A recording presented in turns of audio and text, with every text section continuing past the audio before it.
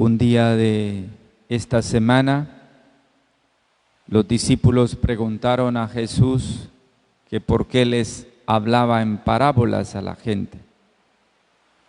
Y Jesús había dado su respuesta a los discípulos de las razones por las que les hablaba en parábolas. A partir de ese texto, el Señor empezó a hablar con diversas parábolas a la gente y les colocaba normalmente ejemplos de la vida cotidiana. Ya el Señor les había hablado de la parábola del sembrador y las semillas puestas en diversos sitios. El pasaje que hemos escuchado es el capítulo 13 de Mateo, de los versículos 18 al 23, donde el Señor explica ya más bien esa parábola. Tal vez no tengamos mucho que agregar a las explicaciones de Jesús, pero sí vale la pena meditar 4 actitudes que podrían expresar los grados de receptividad y de respuesta que un discípulo tiene a la palabra. La primera cosa que es muy importante y que ha sido repetido hoy en el Evangelio muchas veces, esto significa que el que escucha,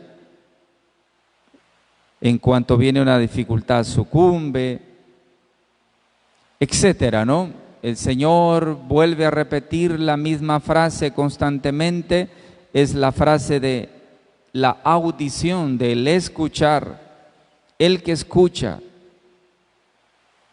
Es tan importante aprender a escuchar.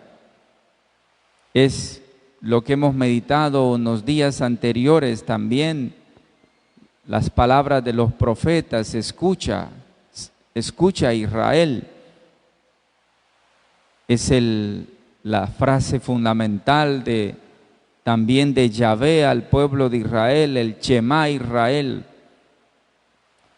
Escuchar es una actitud, en la capacidad de poner atención, que no es lo mismo exactamente que oír, porque tienen oídos, dice la palabra, y no oyen, porque podemos oír, pero lo que se oye y no se practica no funciona, no produce los frutos deseados.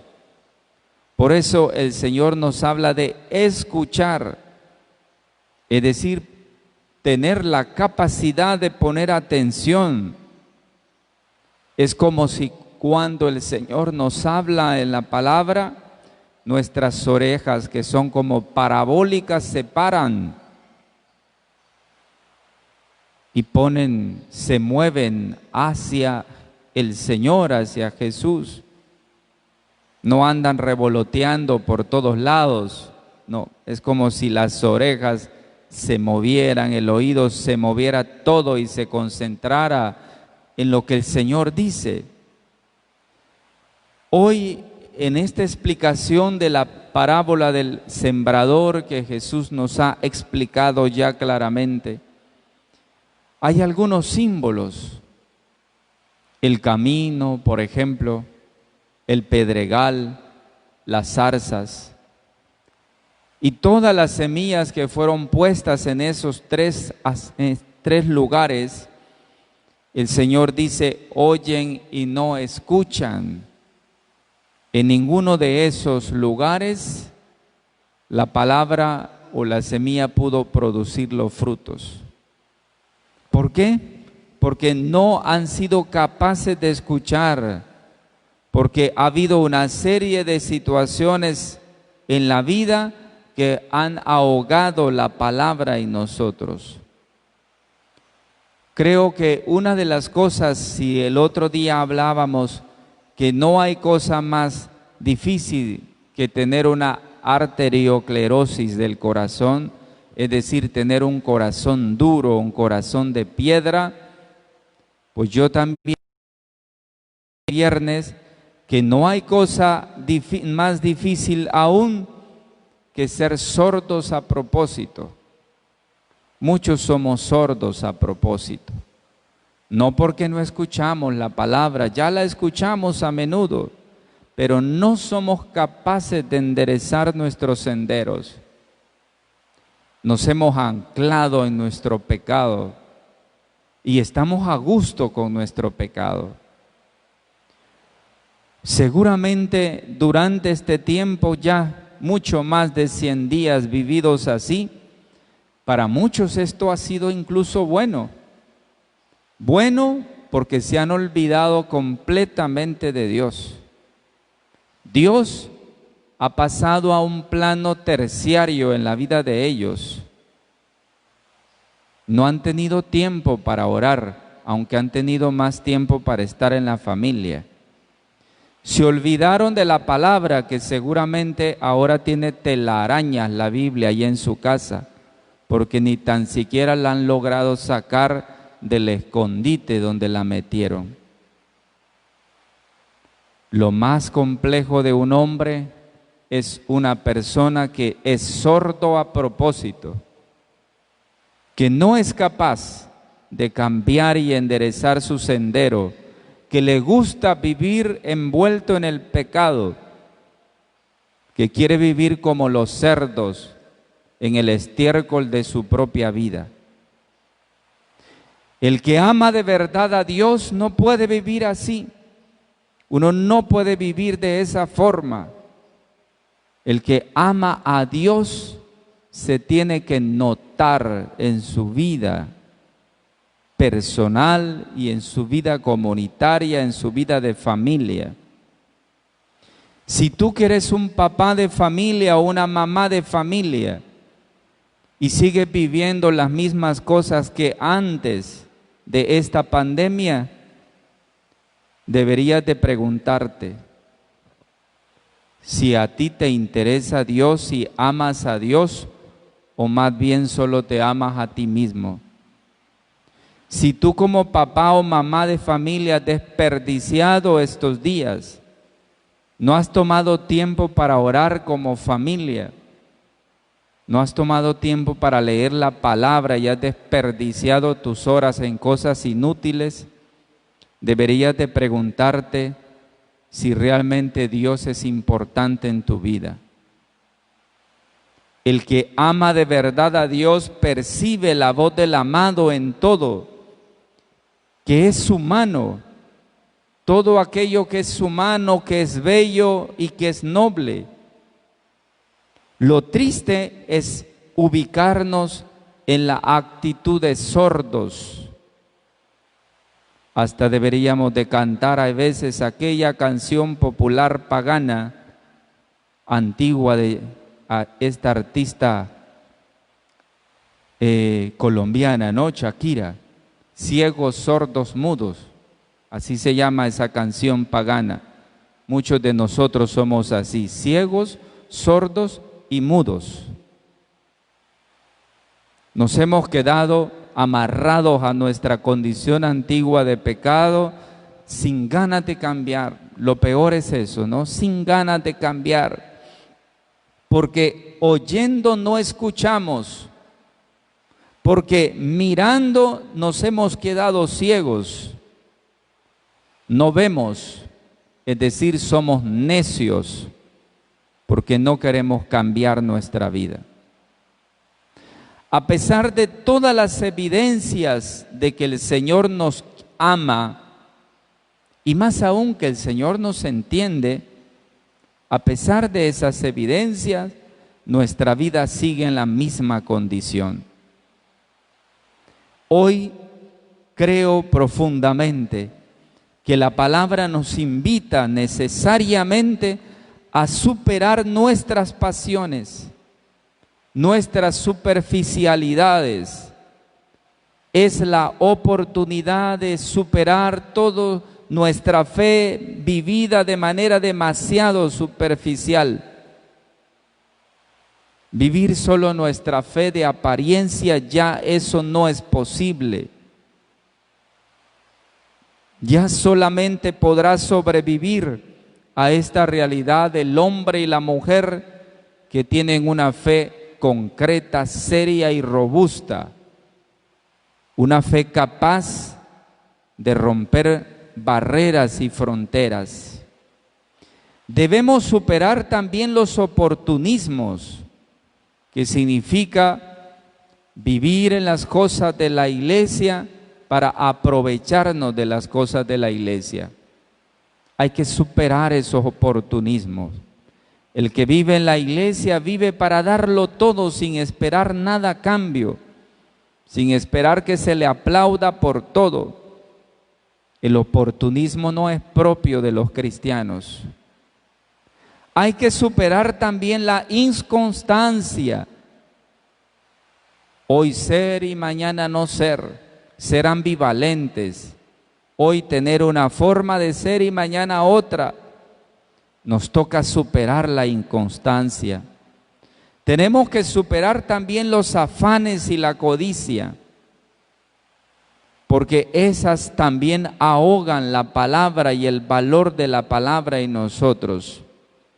Debemos aprender a vivir con lo justo, lo adecuado y lo necesario.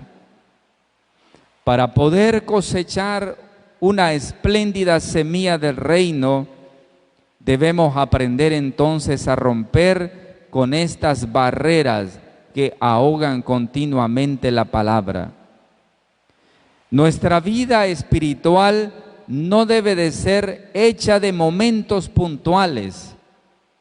La vida espiritual no es un gavetero. Hoy abro la gaveta para ir a la iglesia y al llegar a la casa cierro la gaveta de la iglesia y hablo la gaveta de la vida pagana.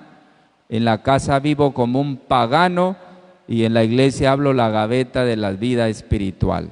Eso no puede suceder en nosotros. Nosotros debemos de ser de una sola pieza en el lugar donde estemos, en el sitio donde estemos. Nosotros no somos gaveteros de vida espiritual. Nosotros somos y debemos de ser personas auténticas. Por lo tanto, considero que a la luz de la parábola explicada hoy por Jesús, la semilla necesariamente necesita surco. Una semilla para que produzca lo adecuado, una semilla para que produzca lo justo, necesita cuidado. Antes todavía los campesinos sembraban sin tantos cuidados y la semilla producía los frutos necesarios y el maíz era grande y no habían plagas. Hoy el campesino necesita un poco más de cuidado, necesita estar más pendiente. Y si esa semilla se pone en un surco y se le acompaña en el proceso, aunque Dios haga el resto, el maíz, los frijoles o lo que sembramos puede producir los frutos correctos y los justos para nosotros. Eso significa que la semilla de la palabra puesta en nuestro corazón necesita procesos, que uno no puede cambiar de la noche a la mañana tampoco, necesita procesos. Pero si nos quedamos también esperando que mañana vamos a ser mejores y nunca lo decidimos, entonces ¿para cuándo? Procesos quiere decir que yo tomo la decisión hoy de cambiar mi vida, de comenzar a cambiar mi vida, porque mañana puede ser tarde. Ahora con la amenaza de este virus, nunca sabemos cuándo ya nos llegó el momento. Hay que aprender a darnos cuenta de que somos demasiado vulnerables, que hoy más que nunca y con tanta evidencia, hoy estamos y mañana no estamos. ¿Por qué esperar el momento más difícil de nuestra vida para enderezar nuestros senderos? ¿Por qué no lo hacemos hoy? ¿Por qué no tomamos la decisión ahora mismo de cambiar nuestra vida? Pues precisamente porque seguramente nos hace falta raíz en sí mismo, porque nos hace falta la capacidad de la constancia y vivimos nuestra vida cristiana de forma inconstante. Es muchas veces vivir nuestra fe de manera emocional. Nos emocionamos un momento, pero luego se acaba la emoción. Lo que la gente en el argot popular llama llamarada de tusa. Hoy está feliz siguiendo al Señor emocionado y mañana se olvidó completamente del Señor. No podemos vivir de fe emocionalista. Nuestra fe no es emocionalista de gritos y aplausos. Nuestra fe es concreta, es real. Y nuestra fe debe de aprender a vivir en las circunstancias más fáciles, más bonitas de la vida y también en las circunstancias más duras de la vida, como las que muchos hermanos nuestros viven hoy y han experimentado hoy. Son momentos difíciles donde aparece o aparentemente la fe se tambalea, la fe se vacía. Cuando nuestros familiares se van de la nada y cuando yo no tengo ni la oportunidad de poder detenerme para darles un adiós tomando un tiempo junto a mis amigos, ahí es donde se prueba la fe. Vivir la fe cuando no nos pasa nada, uno no sabe si realmente tiene fe o no. La fe se prueba con el dolor, la fe se prueba con los sufrimientos de la vida, como muchos hermanos nuestros hoy lo experimentan. Por eso es necesario que nosotros tengamos una actitud de vigilancia espiritual. ¿Y qué significa prepararnos con una vigilancia espiritual para lo que nos pueda venir a futuro? Porque hay que prepararnos, aunque nos sea difícil. Tenemos que colocar en la vida de nosotros aquellas barreras que sean necesarias para que las preocupaciones del mundo no ahoguen la palabra del Señor en nosotros. Las preocupaciones del mundo, de las cosas, nos pueden provocar estrés. A menudo vivimos en ese ambiente de estrés todos, por las diversas situaciones que vivimos, a veces por el encerramiento, hay veces por el aislamiento, hay veces también por los problemas económicos, hay veces también porque ya llegó la enfermedad a nuestras familias o a nuestros amigos y viene una serie de situaciones difíciles emocionales en la vida de nosotros y eso nos preocupa y centra nuestra vida todo allí, pero nos hace olvidarnos hay veces de Dios. La vigilancia espiritual es antes de esto. Hay que vigilar constantemente nuestra vida espiritual, aumentando en nosotros más tiempo de oración, más tiempo de lectura de la palabra, más tiempo de libros espirituales. Y si usa el internet, más tiempo de cosas productivas. Y segundo, para ayudar a nuestra vigilancia espiritual, no dejemos que las seducciones de las riquezas ahoguen la palabra en nosotros. No hagamos que el corazón se apegue a las cosas, que nuestro corazón se distraiga en las cosas superficiales. Hagamos del Señor nuestra prioridad número uno. Tomemos tiempo justo y adecuado para el Señor. Oremos más tiempo de lo que hemos acostumbrado.